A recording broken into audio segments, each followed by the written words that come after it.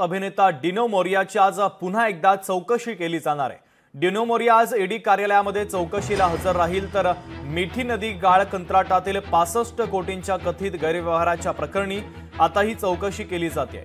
या प्रकरणी डिनो मोरियासह 8 जणांना समन्स पाठवण्यात आलेला आहे, तर अभिनेता डिनो मोरिया आज ईडीच्या कार्यालयामध्ये चौकशीला हजर राहणार असल्याची माहिती मिळते आहे।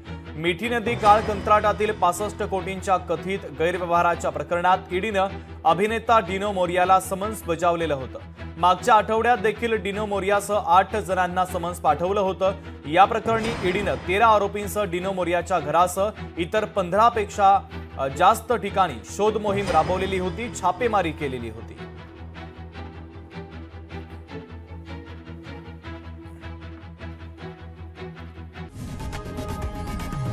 लोकशाही मराठी ऐका, पहा, जागरूक रहा।